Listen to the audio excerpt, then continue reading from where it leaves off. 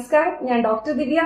പല്ലുവേദനയോടനുബന്ധിച്ചുള്ള നീര് നമ്മൾ പെട്ടെന്ന് കൺട്രോൾ ചെയ്യുന്നില്ല എങ്കിൽ നമ്മുടെ കരുതലില്ലായ്മ മൂലം മരണം വരെ സംഭവിക്കാൻ ഇടയാക്കാം. ഇതെങ്ങനെയാണെന്നൊന്ന് നോക്കിയാലോ. നമുക്ക് പല്ലുവേദനയോടനുബന്ധിച്ച് വരുന്ന നീര് അഥവാ പഴുപ്പ് നമ്മുടെ താടിയെല്ലിന് താഴേക്കുള്ള ഭാഗത്തേക്ക് സബ്മാൻഡിബുലാർ സ്പേസ് എന്ന് പറയും, ഇങ്ങോട്ടേക്ക് സ്പ്രെഡ് ആകുവാണെങ്കിൽ നമുക്ക് ശ്വാസ തടസ്സം വരെ ഉണ്ടാവാം.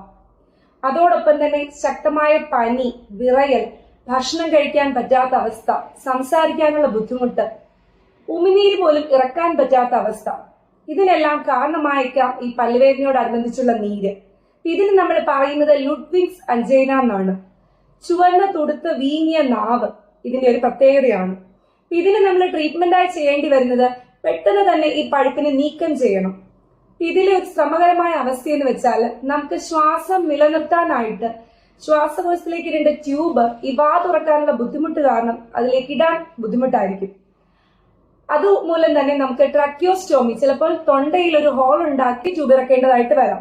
പിന്നെ ഈ ചികിത്സ വിജയകരമായി ചെയ്തെടുത്താലും കുറച്ചു ദിവസം വെന്റിലേറ്ററിലൊക്കെ തുടരേണ്ട അവസ്ഥ തന്നെ ഉണ്ടാവാം. ഇതാണ് ലുഡ്വിഗ്സ് അഞ്ചൈന.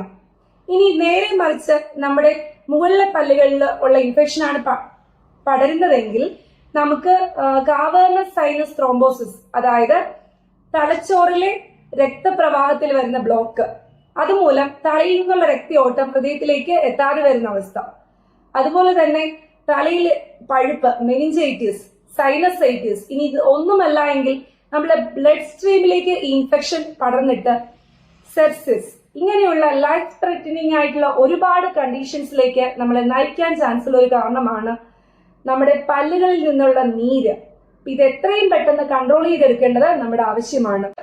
പ്രാണവായു നിലനിർത്താൻ പറ്റാണ്ട് മരണം വരെ സംഭവിച്ചേക്കാവുന്ന ഒരു ഭീകരമായ അവസ്ഥയാണ്. ഇപ്പൊ പല്ലുവേദനയ്ക്ക് ഇത്രയും ചെറിയൊരു പല്ലുവേദനയിൽ നിന്ന് മരണം വരെ സംഭവിച്ചേക്കാം എന്നുള്ളൊരു കാര്യമാണ് ഇന്ന് ഡോക്ടർ പറഞ്ഞു തന്നത്. അടുത്ത വീഡിയോയിൽ നമുക്ക് വീണ്ടും കാണാം.